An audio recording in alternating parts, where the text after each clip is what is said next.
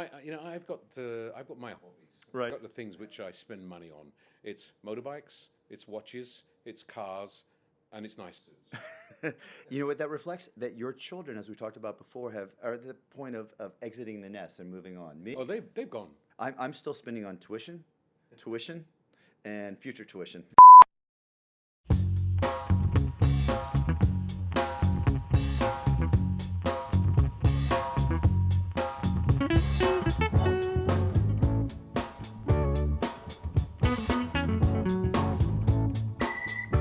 Let me do an intro. Hey everyone, this is Craig Durr, Chief Analyst and Founder of the Collab Collective. I want to welcome to a special edition of Direct from the Expo ISE 2026. And I have a really special guest that I promised you talked about a little bit online. Mike Blackman, Managing Director of ISE. How are you doing? I'm doing great. I'm loving what's going on this week. You are right now the belle of the ball. The ball is your event. It's taken on a life of its own, right? It's not just me. I got a great team behind me. You sure do. I always say it's like a bottle of champagne. They're the guys I'm just the cork in the top, shaking it around, making it happen, and make me fly out. Okay.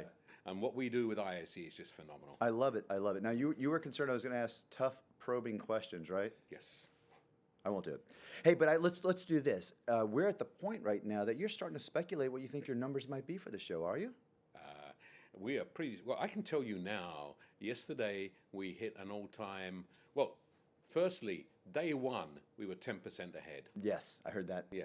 Day two we had more people in the building than the entire 2019 show in Amsterdam. You're kidding me. We had more than 65,000 people in the building. Wow. And day three, we surpassed the 2025 numbers. That's great. So we already hit a record number. Mm-hmm. It's all about today on how many new people come. Now, we get a lot of people coming back, and we don't count them again. Yeah. We count how many times people come, right. But the number we give out, the number we tell everybody, that's a unique number of individuals who actually turn up and attend the show. I heard of a huge number of registration, and of course you have a little bit, but over 100,000, 104 or 5,000 of registration. But even more. Which is fantastic. Yeah. And actually, I've talked to some buyers that actually intentionally came in on the second day. Which was, they said they still have the same experience, they had a chance to see some of the speakers. The second day is our busiest. Yes, the keynote. What happens is many people come in on the first day. Right. And then they come back on day two, plus another bunch of people. So that booms, really pushes up. Now, we had a really fantastic keynote on day two, Sol Rashidi. What a woman. I'm telling you, yes. That was really mind-breaking. I love it. It's a great educational opportunity, not only in terms of these thought leaders and these experts in the industry, but what's taking place in the show floor. All right, I'm going to dive into some questions. These aren't tough, but I want to do this. The key thing I want to try and understand here is this insider view that you get to share outwards, right? You probably experience ISE absolutely differently than most people do, because you know the behind the scenes, the in front of scenes. So during a show like this, what are you personally watching for? Like, what are you listening for that most attendees might not be paying attention to? Well, we know a lot of times we know what's coming up in terms of product launches, new things people are showing. Mm-hmm. That's how we promote. That's how we can make people interested. So as the organizer, well, my team are watching. We're looking at things like, what's the activity like? Which halls are working? Right. We want all of our customers to have good ROI, whether it's the attendee or the exhibitor. Sure. We want attendees to come back. When people come to the show, we want them to go away saying, wow, that was a great experience. I gained so much knowledge, so much information, met so many people. I got to go back next year. And for our exhibitors, we want the same thing, that they see so many customers, meet so many, not only existing customers, but new people. Mm-hmm. And they go away and say, that was really worthwhile, we're going again. Now, what's great about what our exhibitors do is they create some of the best designs and stands possible to actually do that. You had the stand awards that you recently were hosting, right? Exactly. And, it's a real... When I walk in and see what companies are doing and how they were being creative, it really gets me here saying, wow, this is an effort. It really makes people enjoy the show. I love it. I was actually down in Hall 3. I think I saw Pixaria Yeah. was one of the nominees. I'm not sure where they won or not. No, but, they didn't. But they had a beautiful experience walking in there. Yeah. And I think that's great. People are making this really experiential. QSIS, Yeah. they have that walk-through environment, takes you through the different modes and modalities. Did you see the swing on the Lang stand? No, yeah, I did, yeah. That was on the day before yesterday. That was on the front page of the major newspaper. You're kidding me. With the title underneath, "World Capital of Audiovisual." I love it. I thought that was just for the Instagram moment. But now it made mainstream press there, right? There we go. That's good. Hey, now, one of the other great things I like about this show is, you have these different halls, but the way I look at it, I come from a UC background, Pro AV. You also have smart building information. You have eSport information. This is a great environment where it's all coming together, which is very indicative of what's taking place in the industry. Do you think ISE was kind of on the leading edge and maybe helping this take place, or do you think you're following very closely of what you see taking place in the market? Actually, that's how we started. Yeah? ISE, when we started, we were a reflection of what was happening in the marketplace. Okay. But we made a vision to actually say, actually, we shouldn't be a reflection. We should be the place where people are coming to see what's going to happen in the future of AV. We have taken that a step further now, which is we manage this with the sort of keynotes we bring in, the people we're attracting, that this is where the future of AV is being decided. People are coming here to discuss and shape the industry. People are coming here to listen and find out what they should, from the manufacturer side, what they should be doing, and listening to customers who are saying what they want. And so it's really changed from just being a reflection to being something that's driving the future. And that's what helps us in terms of getting new product launches, getting key people here, getting lots of decision making, lots of networking. It's interesting. One of the driving factors of ISE is the networking opportunities amongst vendors and attendees. They like to meet other people, understand, are we all facing the same problems? Are we all finding the same solutions? Listening to say, what's state of the art? What should they be doing? This comes from discussion. This comes from connection. Yeah, it's helping people push beyond. Absolutely. Our theme, push beyond. I love it. I had to help you with that one there. That was fantastic. That's great. But that's actually really insightful too. That, you have great insights on the state of the industry is what I'm going to say. And you and I alluded to the numbers, which I'm going to say keep setting records. You're showing growth upon growth upon growth, which is fantastic. And the way I wanted to phrase this is, do you think this is technology? You think this is business relationships that are driving that growth and that appearance? It's two things. One is that, firstly, we've created a platform that's the ultimate marketplace to bring buyers and sellers together. Okay. So that's driving it. The buyers are finding the sellers, and the sellers are finding the buyers.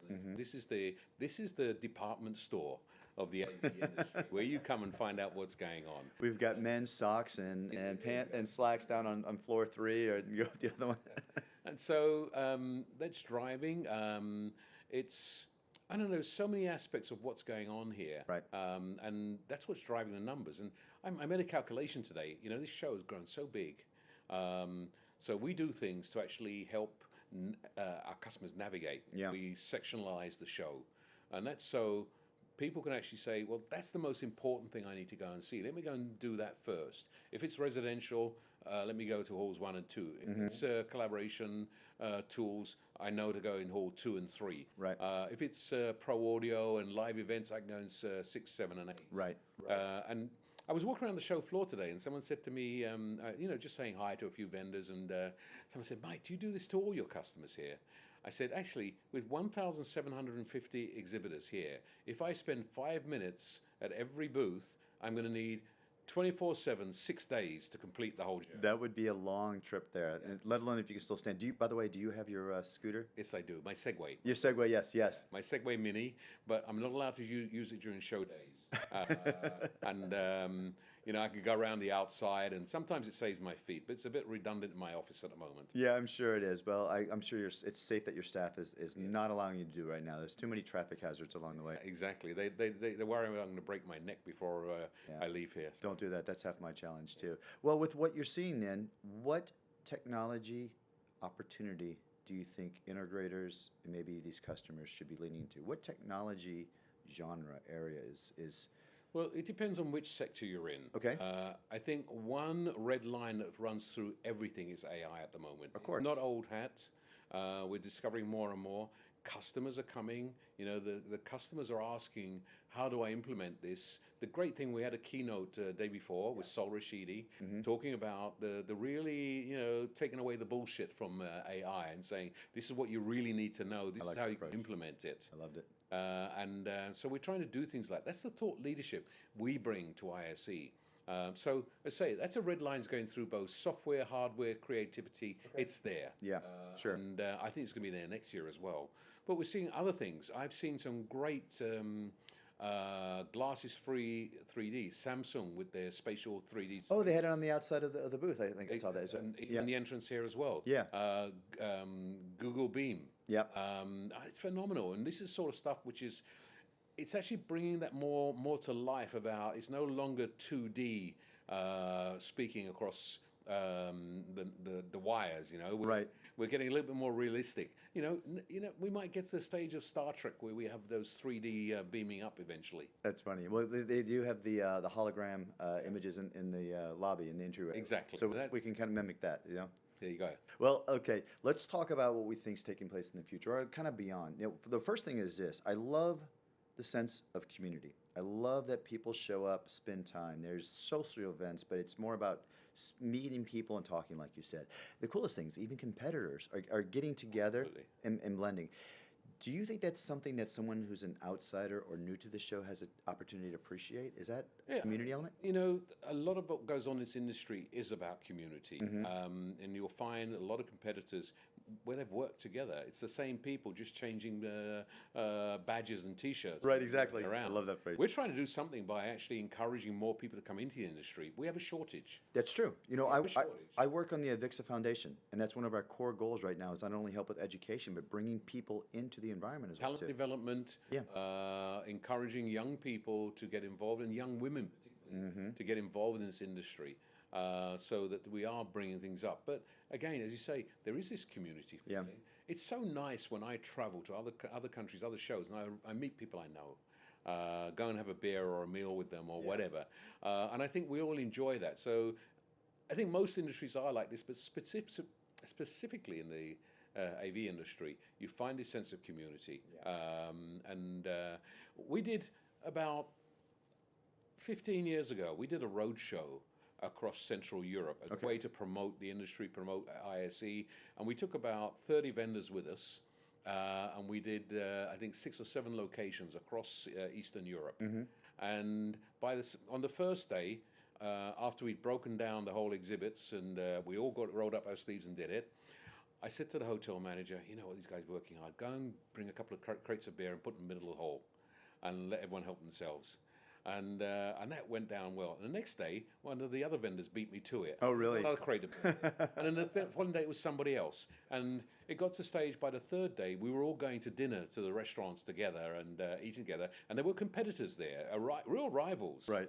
And sitting, having a beer, having a meal, having a glass of wine. And everyone knows everybody else. I love it. You know, one of the insider tracks that I know about having firsthand experience is Friday. A lot of people call that the walk-around day. It's when other vendors walk around and see what other vendors are doing. And again, it's we always say exhibitors do business with exhibitors, and Friday's the day when they have the opportunity. We still have a lot of new customers coming in on that day. There's still a lot of pure attendees walking the floor. We also use that day as our Fast Forward Friday. That's how we promote the AV industry. And we run a program together with Avixa and CEDIA for students to actually, and it's a curated program. It started with years ago, probably about 15 years ago, I was getting calls from universities and vocational schools saying, can we bring a group to ISE? And I was saying, no, this is just for professionals. And after this happened for a couple of years, I went to our advisory committee and said, guys, I'm getting this request. What do you think I should do? I'm asking you. And they looked at me with big eyes and said, Mike, are you crazy? This is what we need. If we don't promote talent, if we don't promote younger people to get into the industry, we're not going to have the employees in the future. So we said, okay, but if we do this, I don't want students to walk around kicking tires. I want people who come in, that the vendors have a value from it, Right. and the students also have a value. And if they don't want to see students, they should let us know and make sure they're not on that part of the program. Right. So together with CD and Avixa, we put together a program. And the other thing we recognize as well is salespeople don't want to talk to students. Really? No, but the HR people do. Oh, that's right. That would make perfect sense, right? Yeah. So we encourage our exhibitors to bring their HR people here on Friday, get involved, and talk to these people and show what career opportunities they have within their organizations. And we've had some real success stories of students who've been on that program, come here, talked to vendors, had interviews, and gone away and got jobs in the industry. Really? That's fantastic. I mean, that's the biggest challenge we talk about is a lot of people talk about they fell into AV, they fell into the UC work or the event space. And there is wonderful path. And the things is we are doing some really cool cutting edge technology, which makes it interesting. And actually, I'm going to actually put you on the spot because I think what happens is you may not toot your horn enough of the community-centric work that you do. Everything that you do for Barcelona is fantastic. There's a whole list. We can talk about the projecting mapping that you do with Casabacho, which is beautiful. The community comes out in swarms. And I'm going to have you talk about that in a moment. But you have the connected classroom. And I work with Jason, and he has Jeffrey helping him right now. So bringing those vendors together and then providing that technology into the Barcelona community is beautiful. So Yeah. the next stage of that, this week we launched the ISE Foundation. Oh, tell me about that. Now, it's not competitive to the Avixa Foundation or the CEDA Foundation. It Right. works in hand with those. And basically, it's starting here in Spain, Yeah. and it's going to grow outside for the rest of Europe. And we've addressed 3 pillars. Okay. Talent development, Perfect. innovation, and corporate social responsibility. Okay. So there are things we're doing already. Talent development with the programs we're doing here with Fast Forward Friday, but we've added another part to that, working together with Avixa and CEDIA. This came about from a meeting I had with the president of Catalonia when he came into power, and after saying, I want this, I want that, can you help me with this, etc., I suddenly thought, that's quite rude, And I said, and I finally said, I have to offer something here. And I said to him, what can I do for you? Right. And he looked at me, he thought, what do you mean? I said, what can I do for you? And he looked and I said, what are your biggest challenges? And he thought, and he said, vocational training for young people. Oh, wow. And I said to him straight away, we can help you. We have courses available in Spanish today. And the result of that was the next day, the Minister of Education called me and said, we have to talk. And I took Sarah Joyce with me, and we had a meeting. She's wonderful. Yeah, and we started a program. We started last August Yeah. of training the trainers. Oh, really? So that's the first part of the program, to create a pool of trainers here who will actually start training these young people in practical skills to fit the AV industry, like rack building, like network building, et cetera, et cetera, et cetera. And it's there to fill the job gaps that are there. We know there are jobs available for these skills. So that's something we started. And this is coming underneath the foundation as part of that. The connected classroom goes under that part as well. That's fantastic. Yeah. Then on the second pillar, which is innovation, and we have the innovation park in ISE. Exactly. 130 companies from us. Right. Another 20 from the city of Barcelona, another 12 from the Catalonia. Yep. So you've got more than 160 companies, 150, 160 companies there. Scale up, startups, new to market. And I'll share with you a success story. So I had a chance to speak to and interview the CEO of NetSpeak, Eric DeGiorgi. Now, Eric started off there in the innovation park, and from there he was able to garner some additional investment from within the industry, and they're right now displaying. so what we've done there as well, because we said, okay, we brought these guys here. Yeah. We put them in the middle of the show so everybody goes there, not Right. at the back of the hall. Really, in most shows you go to, and you find all this interesting stuff at the back of the hall, which Right. they haven't sold. We put it bang smack in the middle, so everybody goes through there. Right. And but then we looked and said, actually, we got them there. What else should we be doing? And we thought, what are they looking for? They're looking for partnerships, not necessarily just customers, but maybe they're looking for financing, etc. And we did some research because we were hearing about all the deals that were going on, and we're thinking, wow, there's deals going on, there's investment deals going on at ISE, and we don't know about it until afterwards. So we went through the database, and we suddenly found all these investment companies and bankers and things like that. So we pulled them out, and we sent a survey out and said, are you here looking for investment? Are you looking here to actually invest or research that? And we shortened that list. We ended up with about 1,800 people. Wow. And we thought, wow, that's a lot. It is. And then we sent out another survey and said, okay, you're here, you're looking for opportunities. What can we do to help you? What can we do to make your journey at ISE even more fruitful? Right. And what came back was they want to have market information, they want to have a forum where they can hear and listen to things. Right. And the result was we created the investment conference. Exactly. Yeah.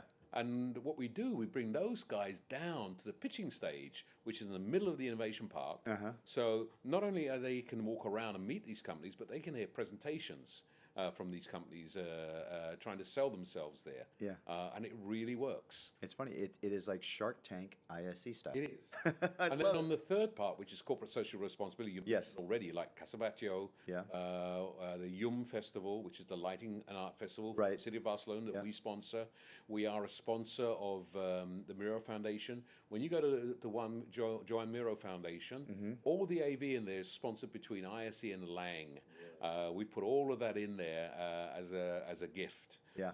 To help artists present not only artists present their work as part of their exhibition, but also they have a young video artist exhibition. Okay. And they're using that technology to show. Like So- in residence program or something like that? yeah, exactly. So lots of things like this, and we have a few other activities like that. We have more that we want to do, and again, at the moment, these activities are centered here around Barcelona and Catalonia. We're spreading out over the next year across Spain, so we look for projects in Madrid. Right. And then the next stage is to go across Europe.